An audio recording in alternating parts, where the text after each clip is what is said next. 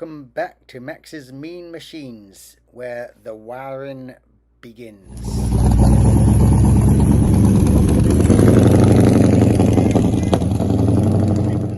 So I have an easy wire kit, easy for them to say. Wiring is definitely not my strong point, but if you start at the beginning and work your way through, I'm laying out all my wiring. So this is obviously all for the lights and the horn. Coming across the engine compartment there is the choke, AC compressor, and a few other things.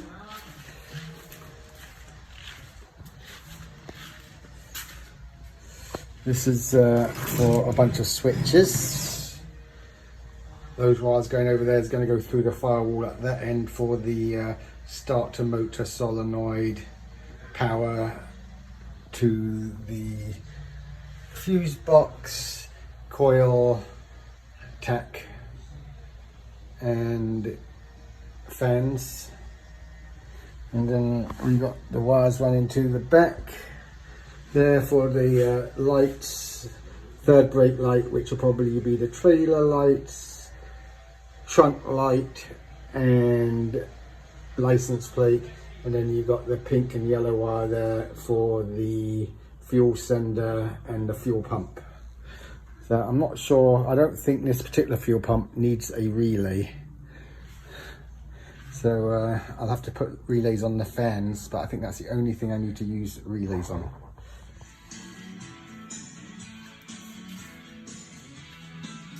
Right, I'm doing the electrics. Got a million things to put in.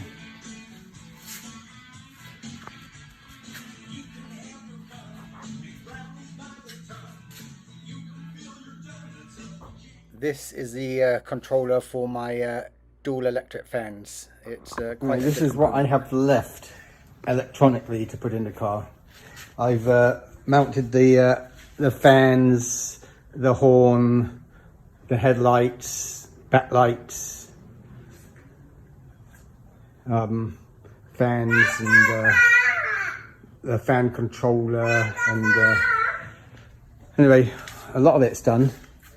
But I've got the speedo to wire in, GPS speedo to wire in, and then we've got 4 cameras going in it, 2 front, 2 back. And then these are going to be all my gauges going in, the rev counter, a touch screen, music center, and LED lighting for inside and outside, and then my reflectors on the door, and my indicator. So this is my homemade speedo surround. So I wired that in. I wired all my lights on my panel to tell me various things like, you know, rear spotlights on, high beam, lights are on, indicators, fans on, etc. But the wires are so thin, I was concerned that any weight on the wires and they could break. So I've actually connected larger wires for them so that they stick under the dash and are easy to connect, and I've labeled them. And I've taped them down so that they won't get pulled out. So hopefully that'll work. So here you see my homemade gauge cluster, and wiring all the lights in sequence there. And it looks pretty cool. It's kind of factory looking, and you know, used aluminum plates there for both the speedo and the gauge cluster, and it's quite effective. I was quite happy with that.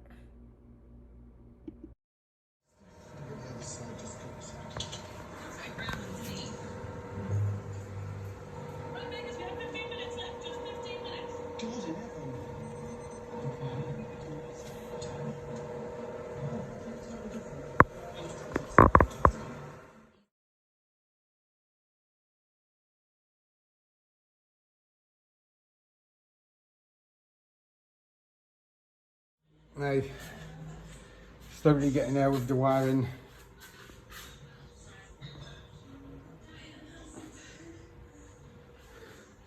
Now doing the dash putting my gauge cluster in. Everything's connected, marked all the wires, connected my oil pressure, my vacuum line, and my temp, which still needs to be connected in the engine area. And there we go.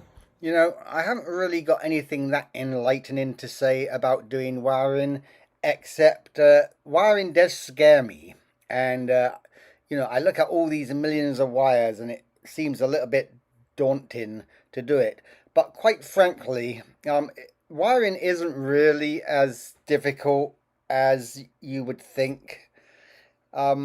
Especially when you have a wiring kit which has, you know, the appropriate wires listed, and on the wires it will say, you know, indicator light or fuel gauge or headlights, you know, left headlight, right headlight, you know. So, you know, you just take your wires and you follow the directions and you pull them to the components. And sometimes you may have to YouTube, you know, how the wiring diagram is for a specific component, you know, especially when you're doing it from scratch like this. But at the end of the day, it's like anything else. You just take it one step at a time. Don't look at the whole job. You know, just take one thing at a time. I'm going to wire in the fuel gauge. Okay, it needs a ground, and, you know, etc.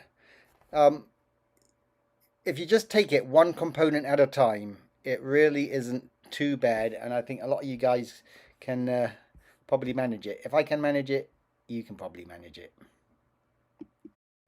Also, when you're doing a new build like this and you're rewiring everything, each component, you know, comes with a wiring diagram. And, you know, there's the ignition switch, and it will show, you know, battery powering and ignition wire and accessory. And you'll look at the wiring diagram and, you know, before you know it, you're kind of getting to understand it. But, you know, I've said this before, I don't really do anything enough. Because I do a bit of everything, I don't really do anything enough to become a real expert at it. So, you know, often I'm quite methodical every time I get around to doing another project. But I get it done, as they say.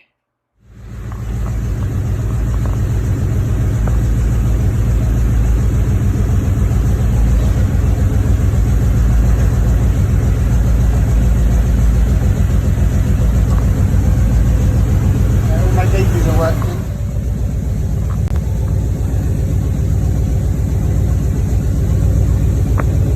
Perfectly steady vacuum. Water temperature climbing. I've got a fan switch, but I want to see if the automatic fan kicks on.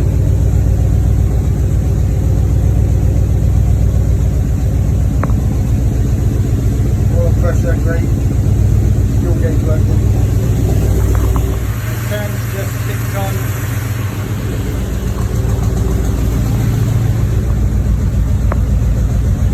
At 160, which is where the magnetic goes. And then when it gets to 170, they go up to 100%.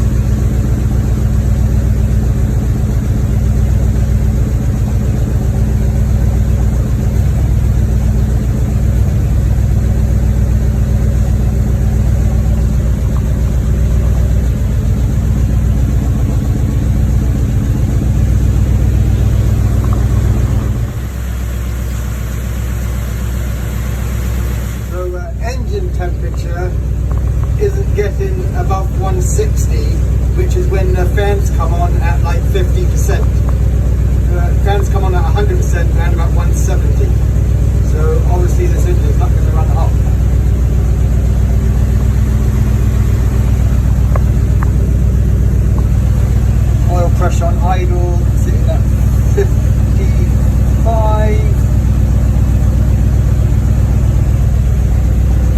Rev counter sitting at 800. It's alive, so I'm happy. Everything seems to be working as it should, and I'm feeling quite happy. Now I have to clean it all up, make it look neat and tidy. I've probably still got some more things to do, but it's all coming together really nicely. Checking out all my lights. I've got all my front lights, they all change colours, and man, it's coming along really good. So that's in police mode.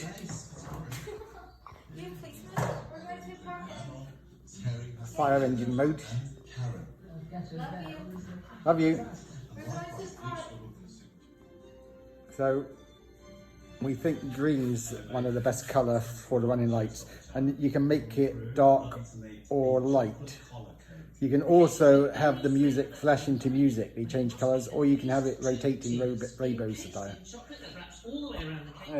My wiring's getting pretty much complete. I'm just going to, I've jerry-rigged this to see everything works, and it does, although my flasher unit isn't powered, so the flashers aren't flashing properly. So I've ordered a different flasher unit for the LED lights.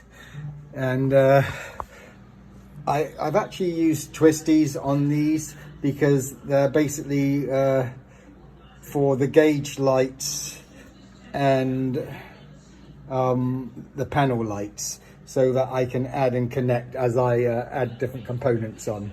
And I've never had problems with them in the past, and I don't want each individual wire connected, so I like it better like that.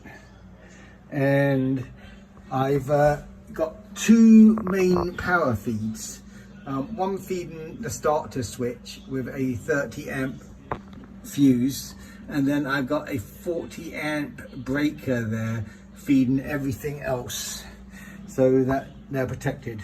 And then, you know, everything's fused through the fuse box.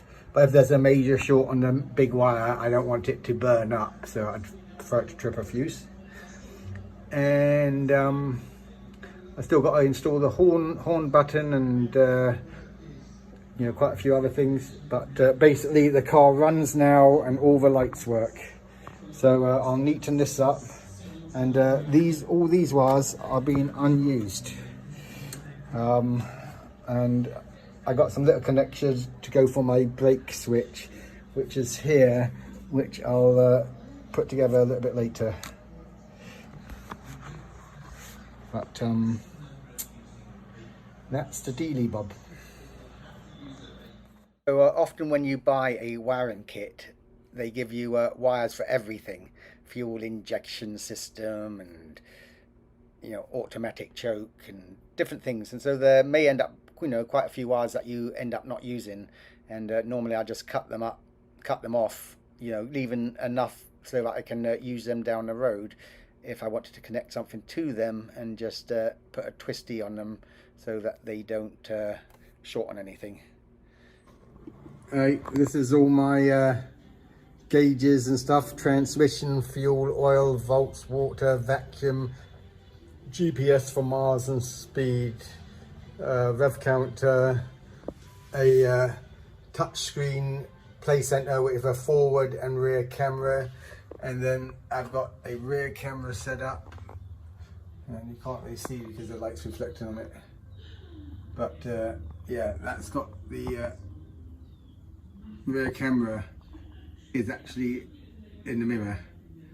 Because it's so high, I wanted to get good visibility behind me, so I got an electronic mirror so that I can see behind me.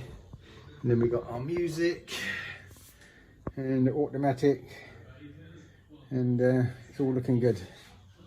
So this is my wiring to the back. My speakers are wired through the middle of the car. My speaker wires with the camera wires, they go through the middle of the car. And I've got my spotlight wire and my main battery cables running along that side.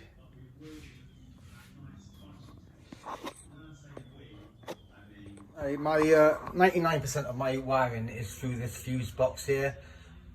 Easy wire harness, so everything's newly wired. And but I do have some live feeds coming in on this side, and I've taken a few power things from here. I'm going to run my AC from here and, you know, fuse it directly. And so here's, I've got a main feed to probably go to my AC.